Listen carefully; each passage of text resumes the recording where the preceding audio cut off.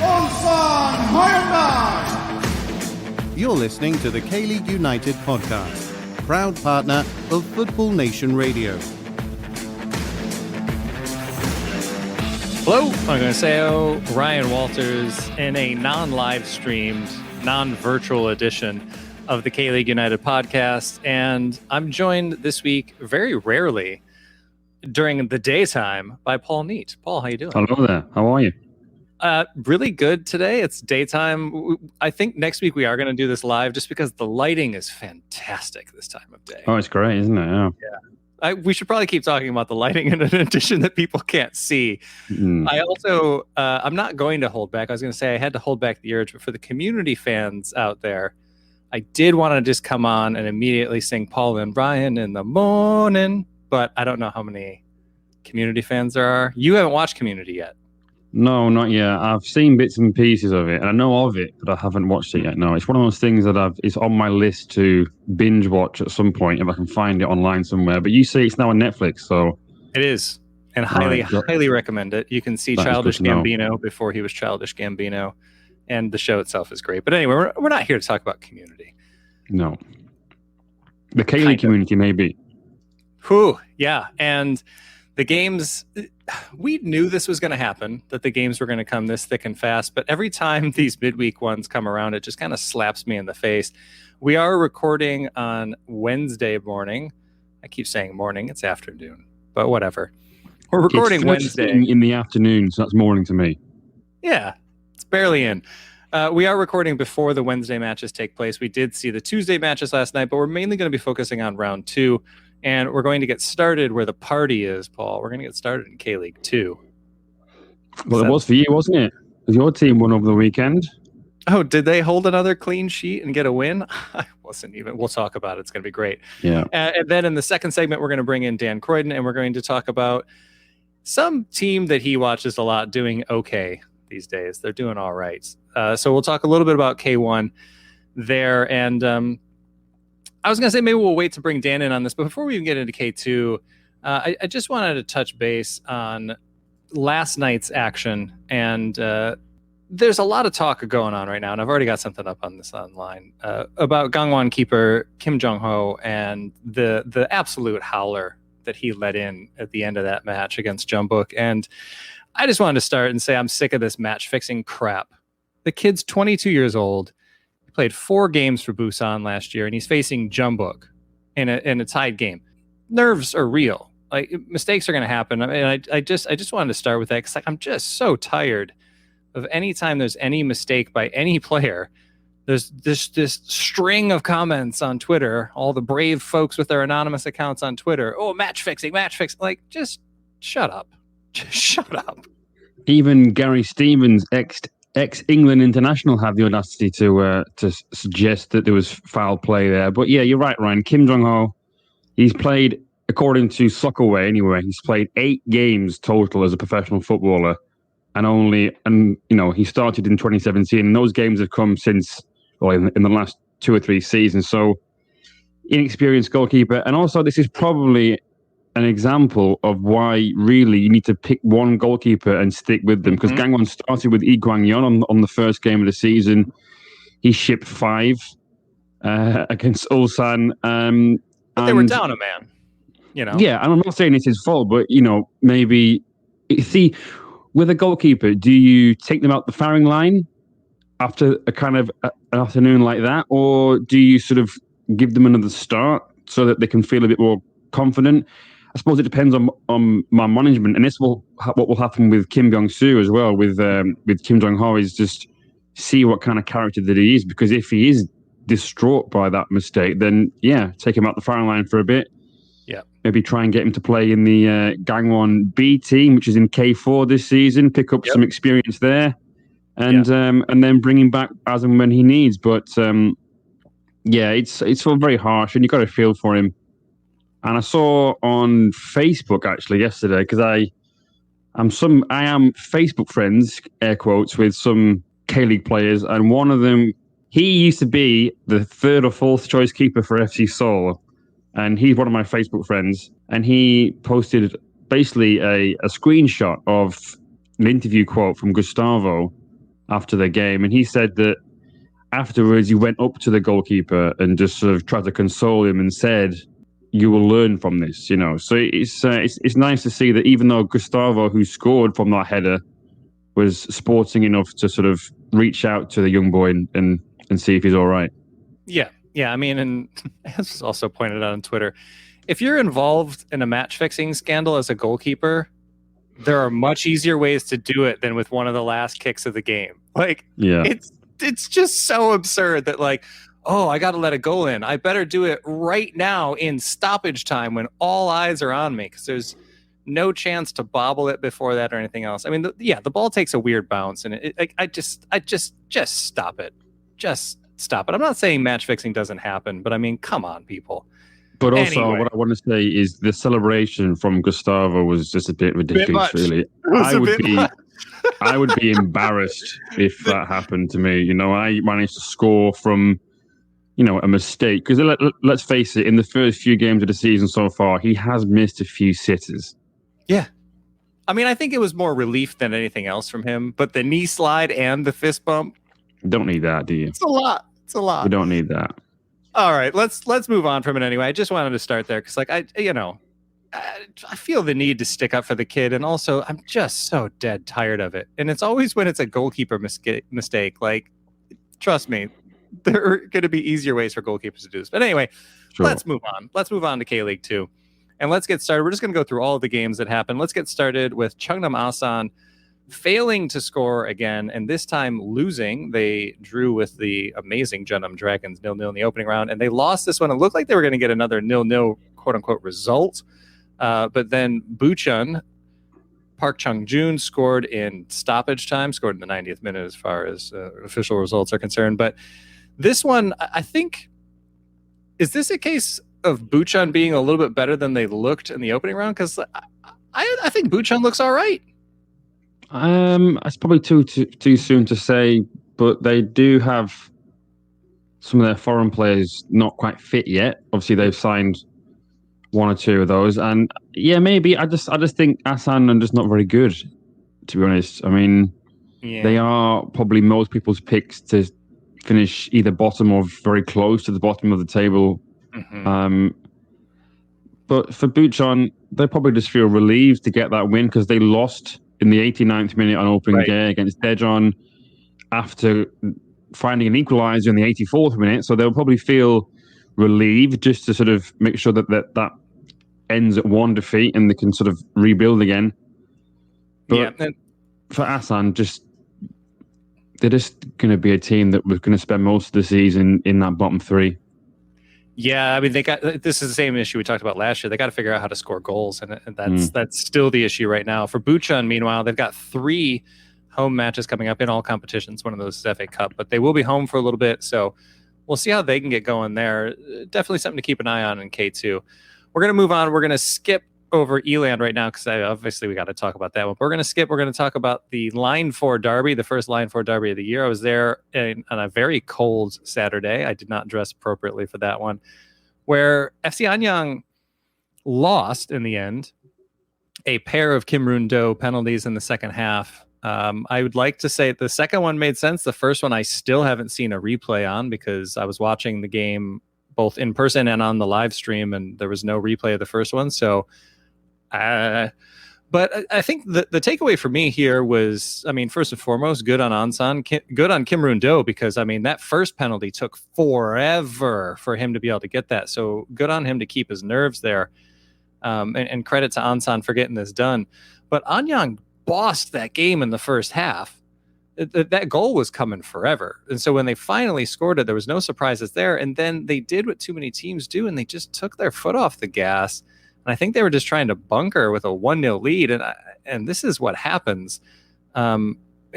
Just disappointing in Anyang there. Yeah, disappointing, but they'll also feel really hard done by as well, losing to 2 penalties. Sure. And they were both for handball, and they were both, the offender was a yard away, 2 yards at best for one of them. Yeah, on reflection, when you look at the replay, it does hit his hand, and it's, you know, with the second one, his arm is outstretched a little bit, but this handball rule needs to be looked at. It just if obviously really nobody will want to intentionally handball it in the box. So that rule, rule was a bit strange, but still nobody. I mean, there's a very famous example against your country. Just saying. Well, yeah, but that's in the opposite end of the field. You know what I mean? You're not gonna handball it on purpose in your own box unless you're Luis Suarez saving Uruguay in the World Cup 10 years ago. But that's a rare case, obviously. Yeah. But I just think that if the arm is in an unnatural position and it's denying a goal-scoring opportunity or it's impeding the ball's path on the way to another player who could score, then maybe it's a penalty. I just think that if the ball is fired at a player from less than a yard away and it hits their hand, I'd be fuming. If I was an Ulsan fan, I'd be raging at those two penalties. Yeah. Another brief example before we move on was Persepolis in the ACL final of just boop, handing it away. But it does happen, but I agree with you. I think this rule needs to be looked at. We'll leave that one there for now. Also, I really don't want to bring it up every week, but my goodness, VAR, just get it together. Just get these pens going. I mean, it just took forever again. But I mean, again, I'm not going to, it's every week. I'm not going to go into it. We're going to switch to something that's fun. We're going to switch to top of the table, outscoring their opponents to the tune of 7-0 over 2 matches. Seoul E-Land not only won 4-0, they beat Gimcheon Sangmu, a team that I honestly thought could have gone the entire season without a loss. They picked it up in the second round, and they haven't won yet, so good job me. But Seoul E-Land, my goodness, they went in at the break up 1-0, and then in the final 16 minutes scored 3 times. Paul, what is in the water at Jeonbuk these days?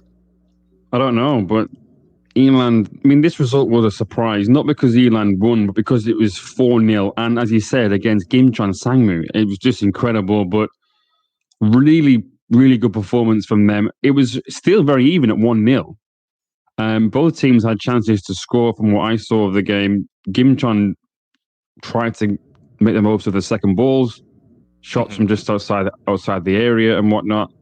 But Seoul E-Land, they just look really confident. And that first day win, the 3-0 win against Busan, has clearly given them the confidence that they need to get on the front foot and be proactive and be positive. And now they look fantastic. I mean, Benegas, they've not had the best track record in bringing in South American strikers over the last few years. But Benegas, both goals were different types of goals. The second one, he reacted quickly after a goalkeeper error, managed to put the ball in the bottom corner.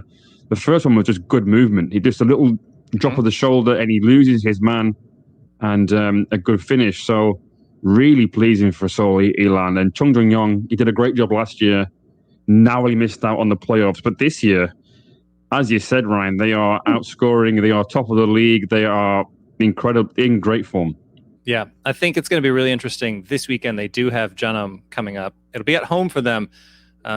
Jeonnam hasn't shipped a goal yet, so we'll see how that goes. That's kind of how it always goes with Jeonnam these days, but that'll be an interesting matchup.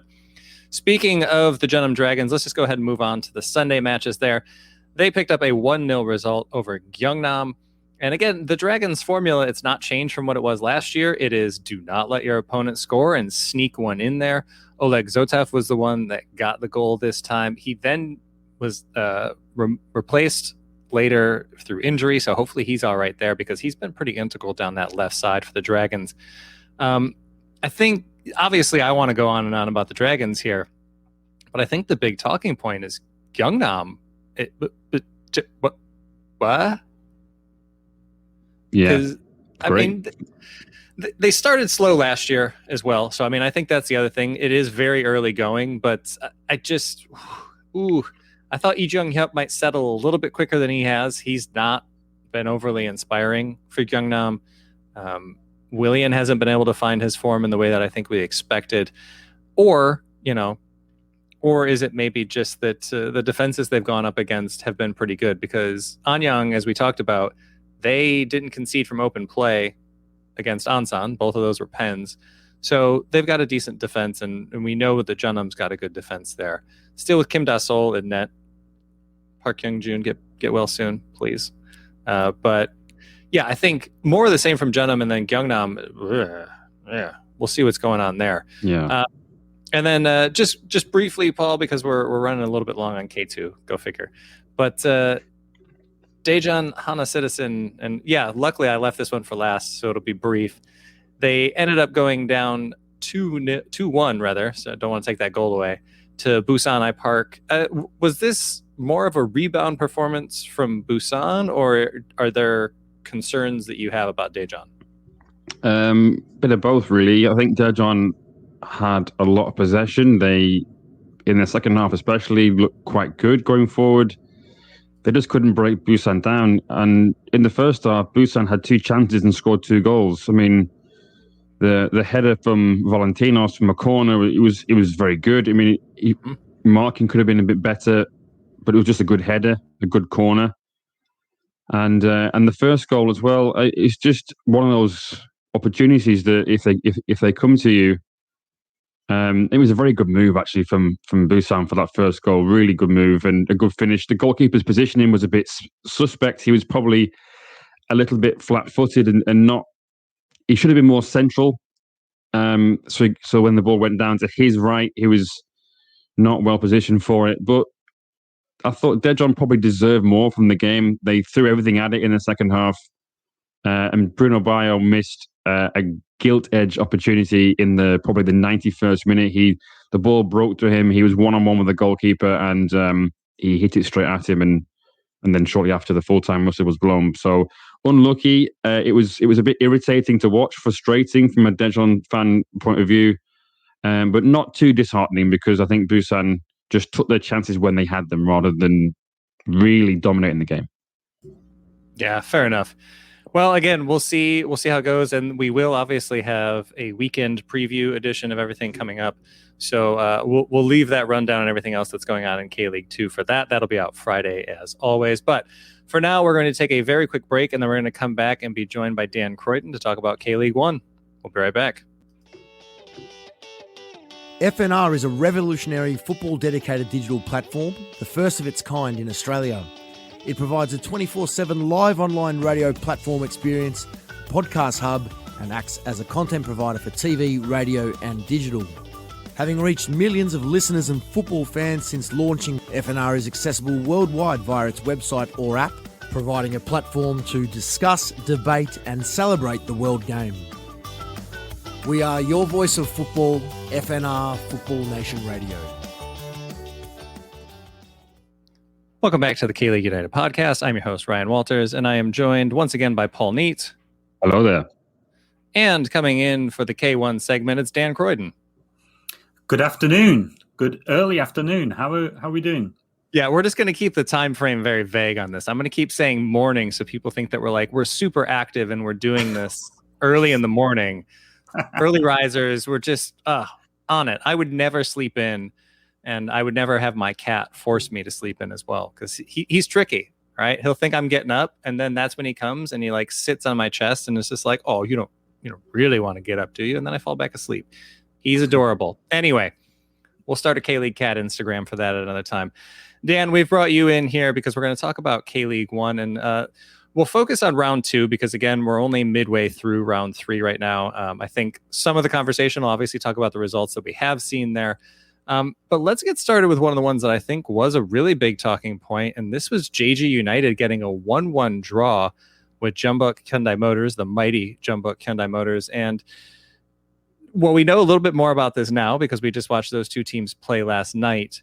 So, I mean, I guess just overall, Dan, was this a case, like, is this the Jeju defense that we saw in K2 last year? Are they playing that well? Or is Jeonbuk just not really up to snuff yet in the early goings? Well, I have to admit, I try and avoid watching Jeonbuk as much as possible, just because I'm usually disappointed, right? If they look like they're not doing that well, you just know that they'll find a way back in. But what I have noticed is that they're kind of wasting the first half. They haven't scored a first half goal so far.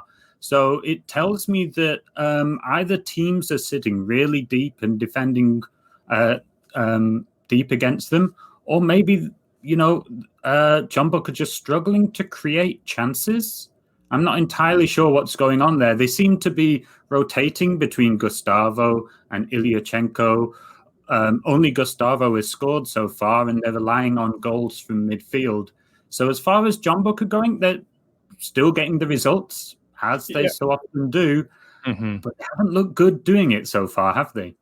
Yeah, and that's kind of been their trick for the past couple of years, isn't it? Is just kind of survive, stay near the top of the table, however you need to, and then at the end of the year they turn it on. But Paul, again, we do have a little bit of insight here because we did watch the Tuesday matches as well.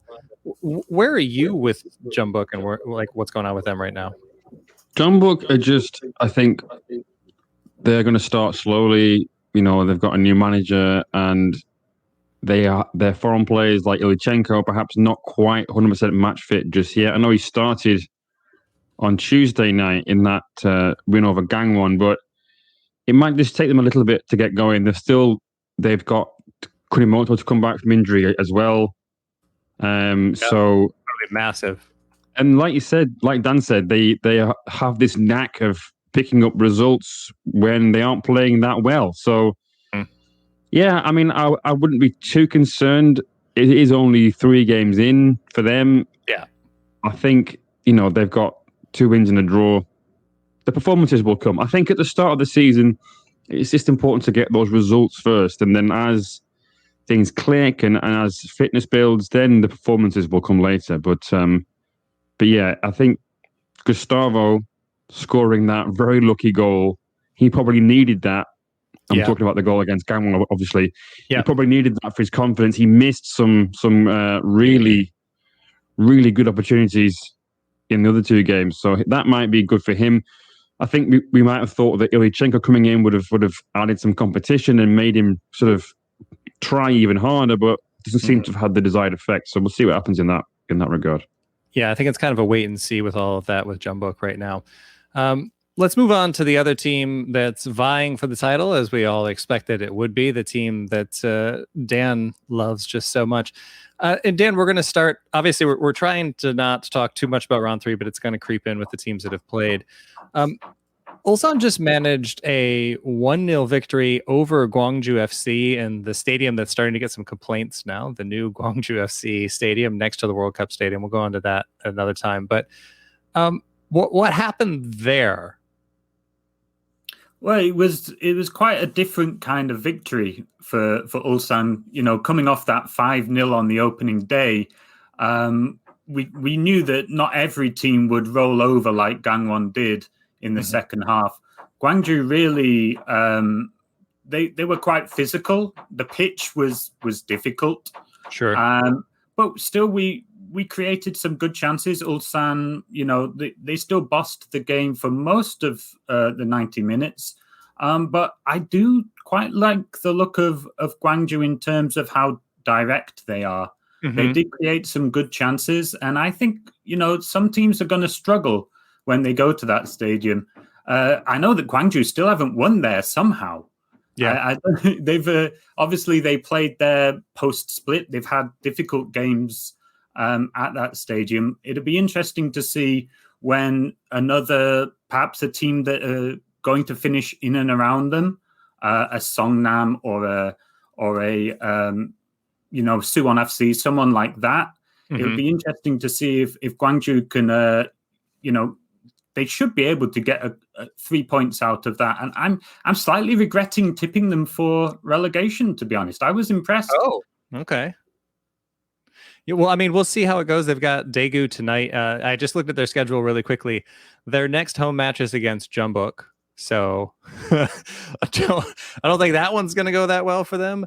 But then eventually in early April, they do have Incheon United coming to town. But to just move on quickly, just to keep us moving through K1, we are going to move on and talk about Incheon United and their 2-1 win over Daegu FC.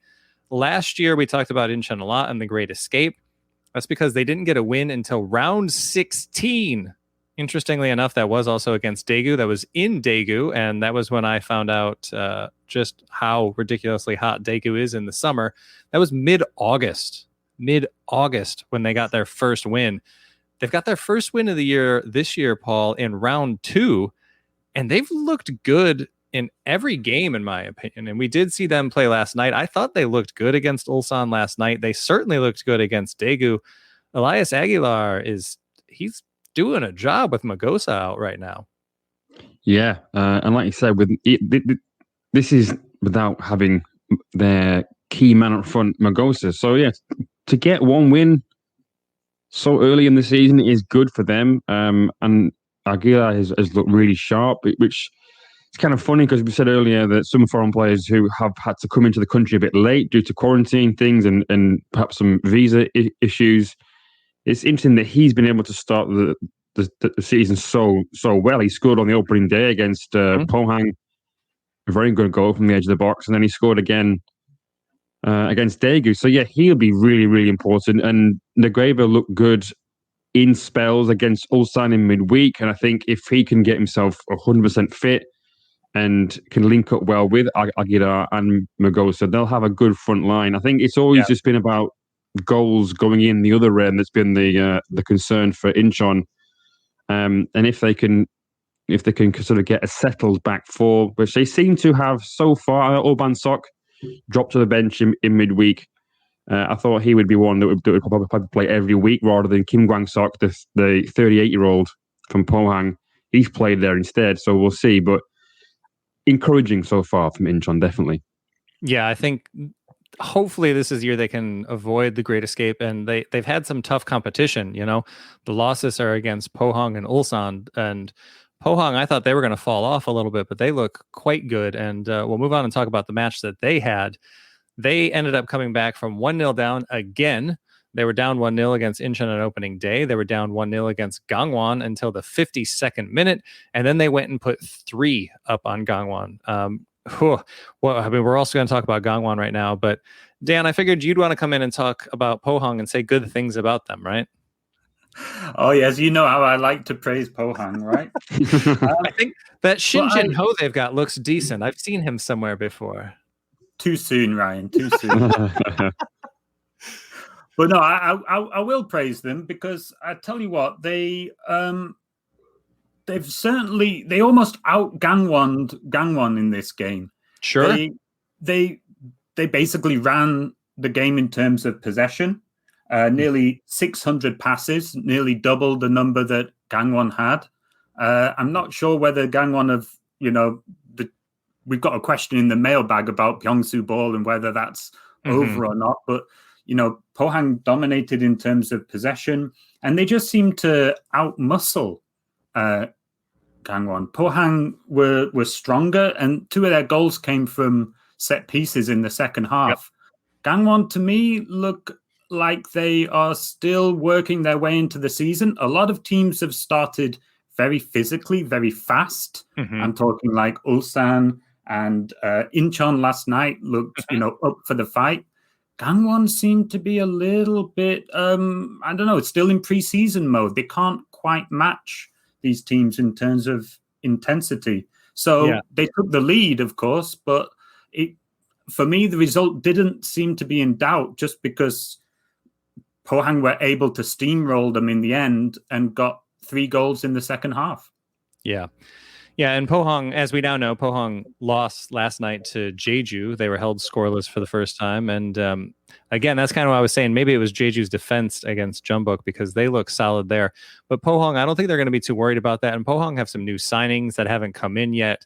I mean, we always regret the preseason table predictions throughout the year. It's just a little earlier this year that I'm wondering if maybe I have Pohang too far down in mind, but we'll see how it goes. A team that we did expect to do well, to do better, certainly this year than they did last year, is Suwon Bluewings. They trotted out 1-0 winners again. This one, Paul, this goal from Kim Min-woo. Chef's kiss emoji. Just fantastic. Magnifique, yeah, it was lovely. Great technique. And he's a good player, Kim Min-woo, and he's their captain, and he's going to be very, very important for them. And I think he said that he's targeting 10 goals and 10 assists so far this season, so already off the mark in that regard. But yeah, I think we all, like you said, Ryan, are going to expect a lot better from Bluewings because we saw the potential in the ACL. They got to the quarterfinals with injuries to some of their key players as well. So they didn't have Doniel Henry, Adam Taggart. Obviously, he's left now, but he was injured for the ACL. So they managed to do all that just by working hard, following the Miners' instructions, and then with the likes of Kim Tae-hwan on the right there, the right wing back, people like him.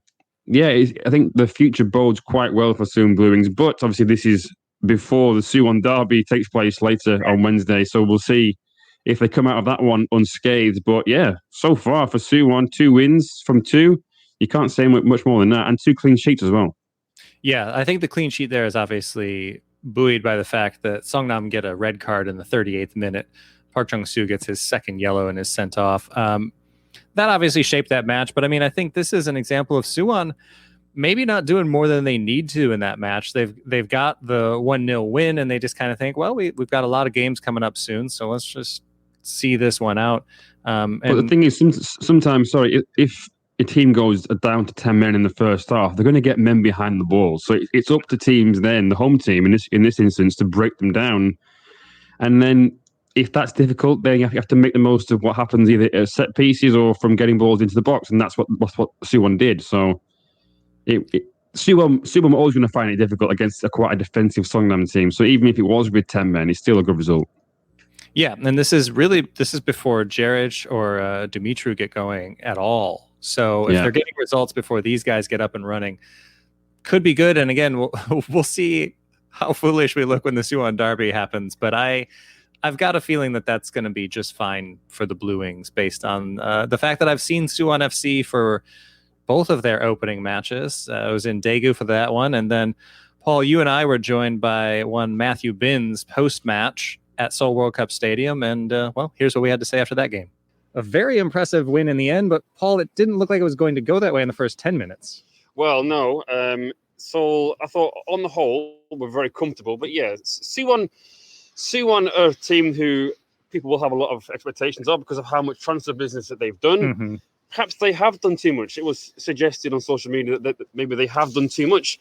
And now we have, Kim Do-kyun doesn't know what his best team is. Sure. He doesn't even know he doesn't even know that you don't have to make 5 subs.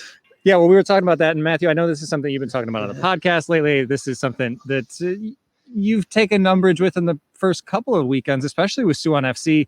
We have seen the youth players, the U22 players, brought out really early. We saw it a little bit later today, but we did see them removed early on again. Mm-hmm. Yeah, we saw Lee Hyuk and Cho Sang-jun both removed from play on the 20th minute. It lasted 4 minutes longer than last weekend, old Kim Do-kyung, before he pulled the trigger on them. But yeah, I don't know. I don't see the benefit. I don't see the benefit from a tactical perspective. I don't see the benefit from a youth perspective because, they barely got warmed up. The teams have barely got going and they're being pulled up. They're being pulled off the pitch. For the mentality purposes, what they must feel like they're worthless. What's your worth as a youth player if you just know that you're there to help circumvent a rule rather than actually be of value to your team? But anyway, it's Kim Do-kyung's a regular offender of it now, and we know that from last season. Well, and especially today, I thought Suwon FC, like we said, they started really brightly. They looked really good at the beginning, and then those substitutions happened. And I thought they still looked pretty good in the first half. To be honest, the first half deserved a goal, I think. It ended up being an own goal, which was a little bit surprising, to be honest, because I really thought we were going to get one the other way. But, Paul, then in the second half, we've got Na Sang-ho getting a brace, and that first one, Ki Sung-young with just a ridiculously on the point. Yeah, that was the Tech Bay pass, the special delivery pass that was talked about in the build-up to the Seoul Jeonbuk game, or Jeonbuk Seoul game, I should say. Mm-hmm. And yeah, he was like playing as a quarterback right at the very back, on the edge of his own box, and just an inch perfect pass to Na Sang-ho, who needed just one touch to control it, and then a second to put it in the bottom corner. Great finish. And he was, I think, Seoul's only real bright spot against Jeonbuk last week in the first half. He had 2 opportunities where he'd use his pace to get in behind the defenders, and today I'm very happy for him to sort of be able to get a brace, get his account up and running for FC Seoul, because he's going to be very important, because they don't really have Eka other than Park Ji-young, and he has his uses, I suppose. Maybe he's good with the youngsters on the training ground. I don't really know. Comeback player of the year, Park Ji-young? That's the very same, Ryan, the very same. So on the pitch today, Park Ji-young played a couple of nice balls in behind. He does link up play well. That is something that he does do. But in terms of a goal scoring threat, you might see more of Na Sang-ho being that man further forward. Or if Park Ji-young is the person playing as the out-and-out striker, he'll come deep and have the likes of Choi Young-uk and Na Sang-ho run off them. And then that allows Brozovic to sort of break into the box like a Frank Lampard, if you will, from the Premier League 10 years ago. But I think Seoul were very, very good. They looked very comfortable most of the game. It could have been 5 or 6. Yeah, really. I mean, they had a goal chalked off. It was a handball. Choi Young-uk, the ball did hit his hand. It was a bit harsh. Again, another player like him that he has to make that step up now this season. Exactly. He's no longer a rookie. He's still young, but he's in his 3rd year as a professional. He has to start being consistent and putting in good performances. And I thought, great, he's got off to a good start. He's got a goal. Unlucky for him, it got choked off. And I was going to ask you about that before we switch back to Suwon here. Do you think just that action and seeing into the back of the net, do you think that that'll give him some confidence going forward? Because earlier in the match, I was thinking he looks a little off the pace again. He didn't have a great touch, but that was a good finish. Like you say, I think it was the right call in the end. Harsh, but the right call in the end. But still, do you think that that'll be something to kind of give him some confidence? The goals that they scored today, do you expect him to perform a little bit better midweek maybe? Perhaps, yeah. And then this is where the senior players come in and say, look, you're right, that was harsh. The goal got chalked off, but that was a good finish. You need to be getting in those kind of areas. And yeah, it's about how the manager approaches him, or about how the senior players in the squad not rally around him, but just give him that little bit of advice. And he will know that he's played well today. Yeah, exactly. As a player, you know if you play well or not. He will know that having come off the pitch, that he put in a good shift. Perhaps should have scored. But yeah, he's another one who I think should be a big player for Seoul this year. Yeah. And speaking of people that I think we were expecting to make an impact, Matthew, going back to Suwon FC real quick, Lars Veldvik, this is the 2nd week in a row that we've seen him on the bench.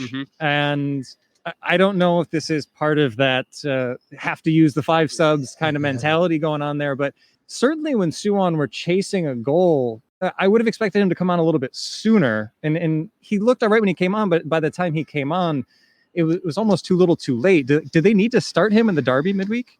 I would consider starting him, certainly. I think we can't really pin it 100% on the U22 rule because he didn't come on when those 2 players came off. He came on later in the second half.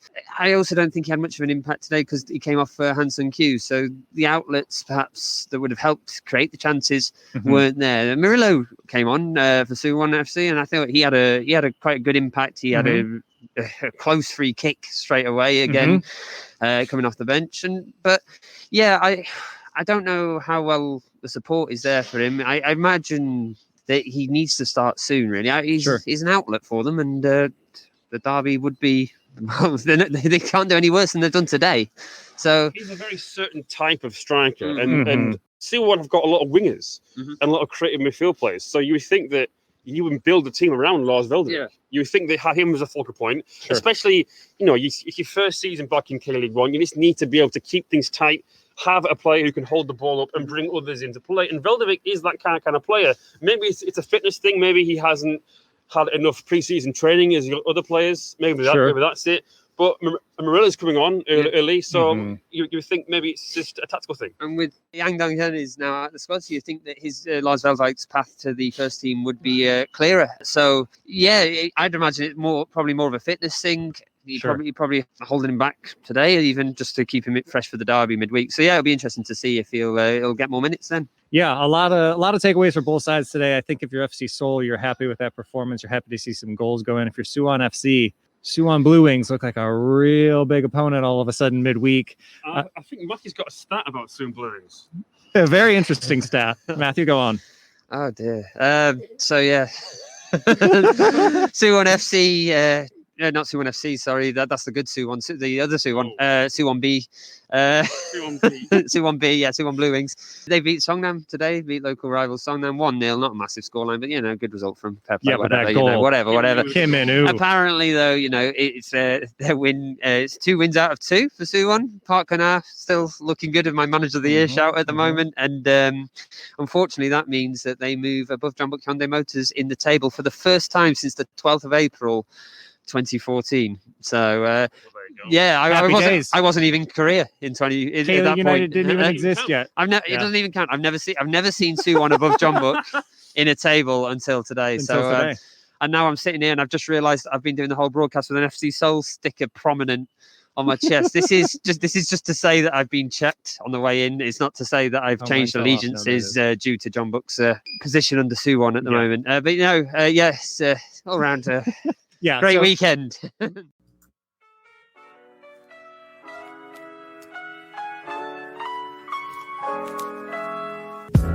Eulji Lewis is your neighborhood British bar and cafe located in the Eulji district of Seoul.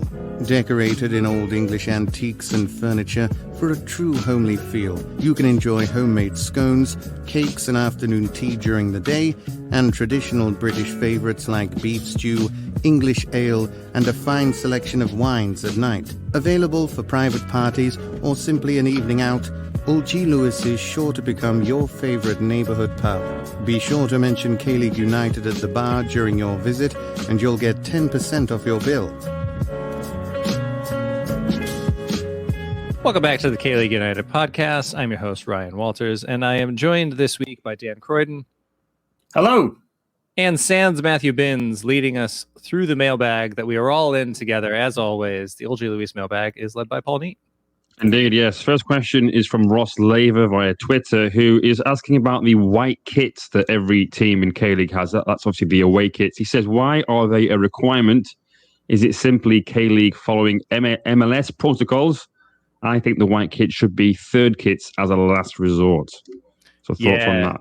I hate this. I hate it. I mean, the big issue with MLS right now is like it's basically black versus white. Like almost every team has a black kit, and literally every single team has a white kit. And it's not just white; it's white head to toe. Like they won't even put in colored shorts. It's absurd. I mean, actually, I thought about this down in Anyang because the Greeners, their away strip, it kind of fades into green at the bottom. Fade that into some green shorts with the white socks down bottom. Nice look. But instead, it's just white head to toe. Like last night, all three away teams were wearing white head to toe. So if you just put it on, you put it on the quad box and you look at all of them, it's like, oh, I see the home teams playing, but who are they playing? And like it just strips personality. It's boring. I hate it. Right. You need the occasional away kit shocker. Yeah. Right. You need about 1 in 3 of the things are usually pretty bad, but it gives like you say, it gives character. It gives you know that team when you see it when they're away. Oh, they're wearing that kit. Whereas now it's just like a blank slate that they're playing against. You know, there's the home team and then there's the other team in white. You know, I'm with you on it. I don't know about the whole MLS protocol following that. I don't think that's it. I don't think. Well, it is a rule really that, but yeah, it was a rule that came in last year. I'm pretty sure that the reason behind it is because if you recall, the 2018 promotion relegation playoff final had Seoul at home in a black and red kit against Busan Park in an all black away kit, and with Seoul with the black and red and Busan's black, it was a bit of not a clash, but it was a bit too close. So that's why they have now said that you have to have at least one away kit, a white away kit. And if you have another away kit that is a different color, you have to have a third kit that is white. So that was a rule that came in last year. But yeah, I agree. I don't think we all have to have every club having a white away kit. I mean, for me, as a Preston fan, having a white kit, I quite like it. John's away kit from this year and last year, very nice. So I'm quite happy that that they've done that. But yeah, it's a bit samey, isn't it? I don't like the idea of everyone having to follow the same formulas and same formats all the time. Yeah, especially with so many similar manufacturers coming in as well. Like the Puma kits look really boring and flat white. Yeah. But that new Dragons kit. Yeah.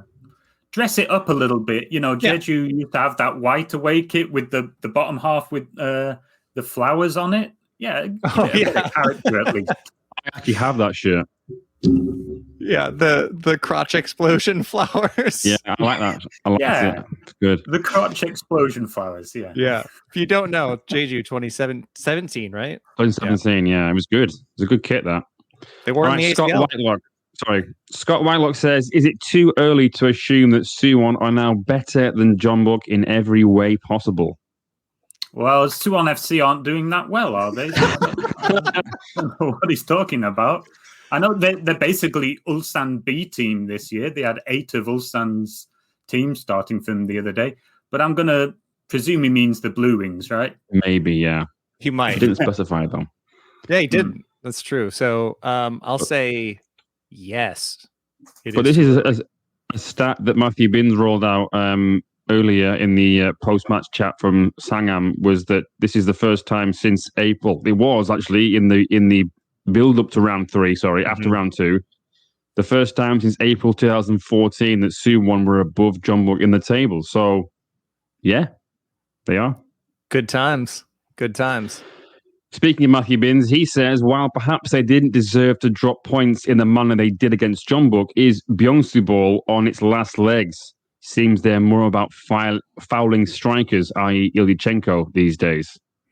I mean, if they were playing Byungsu ball, I'd say maybe, but I don't know what the hell's going on up in Gangwon. I don't know what, Dan, you and I talked about this when we saw them in person.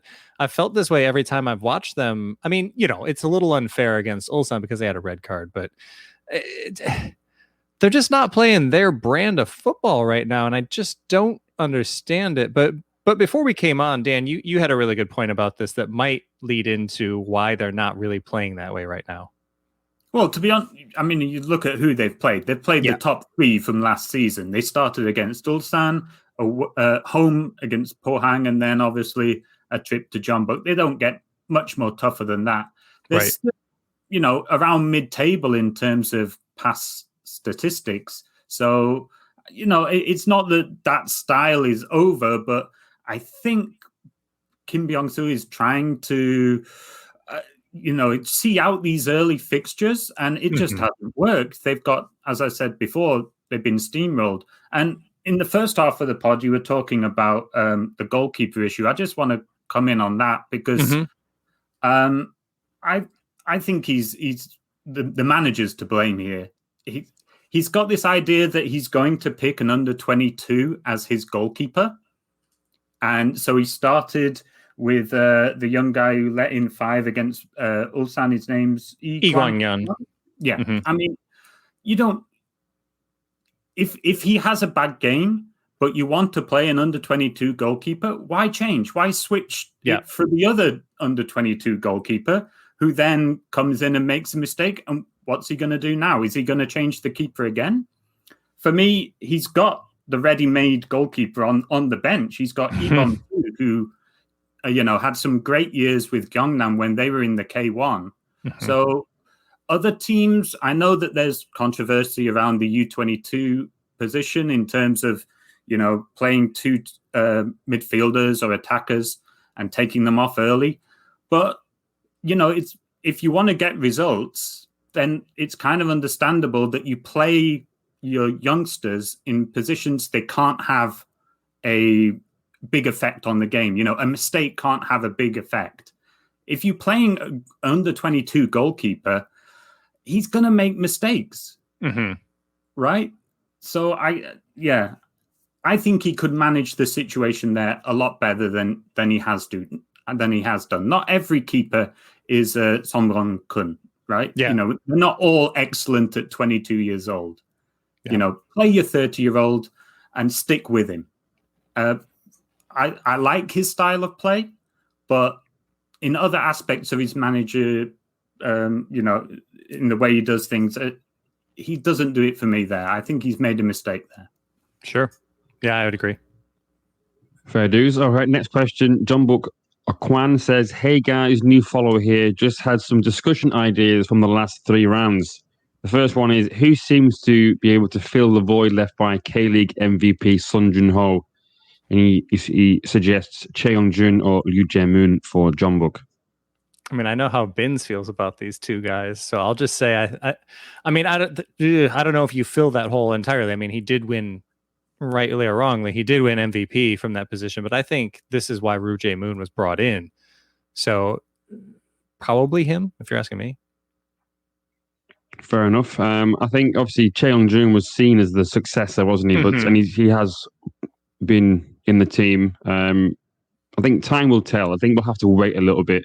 Cheong-jun is who they want to replace him. So, I think he'll be the one that will probably play more often than not. He also asks about Na Sang-ho. Can he be Seoul's Mo Salah, or do they still need a striker? So obviously I think he means a wide player who's going to score 15 plus goals. Oh, I was just wondering if we were going to start singing his name to the same tune as the Mo Salah song. It fits, doesn't it, a bit, actually? Yeah. It actually does. Yeah. And none of us are going to sing that, but I mean, I guess no. Paul, I would throw this one back to you because you watch a lot of Seoul. We both watch a lot of Seoul, but do we think that he's going to be that guy? I mean, you talked about this post match though about how Seoul really do need somebody else up top. They do. Park Ji-young, who we'll get to next. Actually, the next question's about him.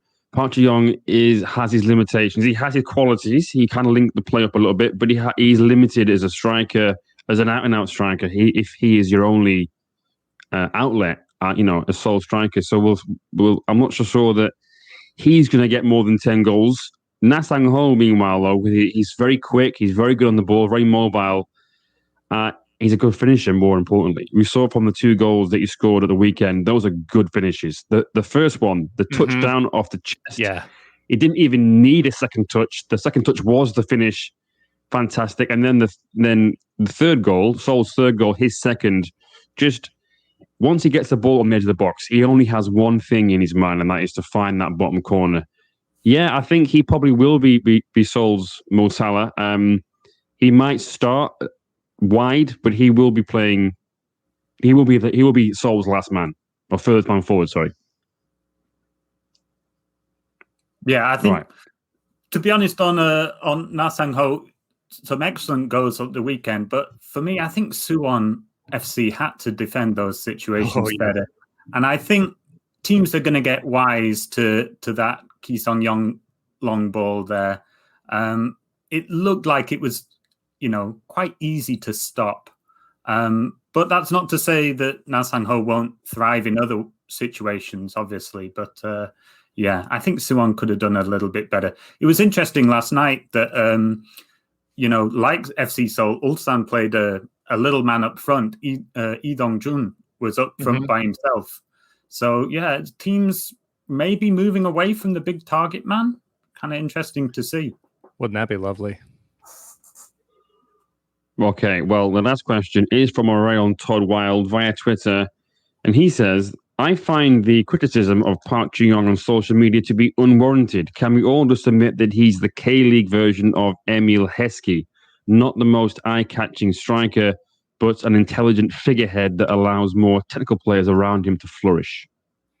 Well, if FC Seoul scored a lot of goals, then maybe I would agree, but they don't. They didn't have a single goal scorer over 3 last year. So how exactly is he helping people? I mean, he's fantastic at hitting the first defender on a corner kick. I will give him that. He is at that, top notch at that.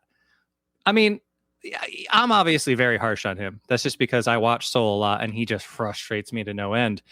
But I get it. And Paul, like you were saying post-match, like you said here as well, he does do well enough in link-up play, but he can't do it alone. He can't do the things that Seoul needs someone in that position to do, because he's up there to spearhead the attack, and you don't need somebody that's good at link-up play spearheading the attack and not being a goal-scoring threat. He has to be able to be both, and he isn't really a goal-scoring threat anymore. He scored all of 4 last year. He had a bit of an aberration in 2019, scored 10, 3 the year before that, and the year they almost got relegated. So, I mean, Seoul had a choice a couple of years ago to go the direction of Daeon or Park Ji-young, and I think the results speak for themselves. Yeah, it's interesting. Sorry, go on. Go ahead. I'm trying to find some stats. I got some stats somewhere about that leads to what Ryan was saying there, the choice of Daeon and Park Ji-young over the last 3 years. So whilst I find that, Dan, if you can help me out a little bit. Well, to be honest, I thought Park Ji-young was going to move on with the change of manager. Mm-hmm. But it seems that Park Jin-seop, the new manager has, kept him around. So it's got to be his influence off the field, or he likes what he does in the system. The transfer window's not over, of course, but is it? I think it's not over quite yet. Not yet. Yeah, there must be something that the managers like about him, because you would have thought the winter transfer window was the perfect time to kind of move away, and maybe for him to move on, for Park to move on. Yeah, he was given a new 1-year contract, but I found these stats. So this is obviously up until the beginning of this season. Since the end of 2017, when Dayan left Seoul, Dayan scored 39 goals and assisted 10. Park Ji-young scored 23 and assisted 10 as well. So in terms of assists, very similar. Dayan scored a lot more goals than Park Ji-young in that same time. So you can see there that maybe that was perhaps the wrong choice. Yeah, perhaps. But yeah, Park Ji-young he is, I think, because of who he is. If he wasn't Park Ji-young, and you're looking at this individual based on the merits that you see, maybe you'd make more allowances for him. But he's just very limited, and he's obviously he was seen upon as like the sort of future of Korean football back in 2005, 2006, and he's probably not lived up to the reputation that he had, or the potential that he had. But he does get a lot of criticism, but because he's a bit lazy and yes, doesn't really, the game can go by. The whole game can just go by him. He doesn't seem like he's actually in the game, but then he might feed a ball through to somebody and then Seoul nearly score. He does link up play quite well, but he's very frustrating to watch. Very frustrating. Great at free kicks as well, but then, like you're saying, he doesn't need to run for those, does he? Well, I mean, he scores 1 in 6 free kicks, though. I mean, I could probably score 1 in 10. Challenge accepted. Yeah, I think the other thing is he plays for FC Seoul, and he's kind of the embodiment of them in recent seasons, right? They should be doing better, and he should be doing better. So maybe they're, because of who he plays for, is also part of why he's, somewhat scapegoated, shall we say. Yeah, maybe you're right. Well, that is the end of the mailbag for this week, the Eulji Lewis mailbag. All right, and a few things before we get out of here, just some shopkeeping of sorts, but also some things that you can get involved with. Patreon is obviously still up and running, and a big welcome to our new patron, Neil. Welcome along, and you are taking part in K-League Survivor, which is what Dan runs. It's on Twitter now, @K_Survivor. Dan, I love how you went very Korean with the underscore there, because as we know from following K-League players on Instagram, the more underscores you have, the more Korean you are, apparently, because all these guys got underscores in there. So we've got that going. That's available at the $1 tier. And Dan, how are folks doing so far in the early season? Well, as usual, people are turning to K2 early and getting their fingers burnt, shall we say. No one's lost a life yet in K1, but yeah, K2 is taking plenty of them. I think there's about a third of players are still on 3 lives. We've got a couple of people on just 1. Wow. Is it Pete? Still on 3? I think, though, I did warn the K-League United columnist group chat that picking Daejeon was extremely brave. Extremely brave. Yeah. I knew we weren't going to win that game. Same thing at the weekend. People picking Anyang or Asan. Yeah, stay away from those A teams early on. In a derby as well. Why would you touch either of those teams in a derby? It's foolish. Anyway, I don't know if we're allowing folks back in. We probably will have another round of this at some point, or maybe we'll make some leeway. If you want to join in, just send Dan a message and say please, and maybe we'll let you in with 2 lives or something. Yep. Still let people in. 2 lives. Well, there's 2 weeks gone, so technically they should be on their last life. But yeah, we might be kind. We might. Maybe you just you only get half of a kit if you win instead of the full kit. I'll take Ulsan and Jeonbuk off them. How about that? That's actually pretty fair. We also have a lot of things like Paul knows. We've got Saturdays. We will have some Koreans overseas going on there. We'll have some pub quiz questions. We are going to be getting some player interviews sooner than later. The schedule is pretty hectic right now, and there's no mix zone, so it's a little bit more difficult than we would prefer, but we will have those up there soon, and the full version of all of those will be available for folks on Patreon. Again, tiers start as low as $1, or you can get involved with the fun stuff at $3 and $5. And as always, if you'd like to listen to this podcast live, you can do so every Thursday on Football Nation Radio down in Australia. And if you subscribe via iTunes, Spotify, Google Podcasts, TuneIn Radio, or wherever you download and listen to podcasts and leave us a review, then you'll be entered into this month's K-League Kit contest, which is no longer Ulsan Greeners. And because I'm a slacker, it's unknown right now. But we'll get something up there soon. But anyway, for Paul Neat and Dan Croydon, I'm Ryan Walters. Thanks so much for listening.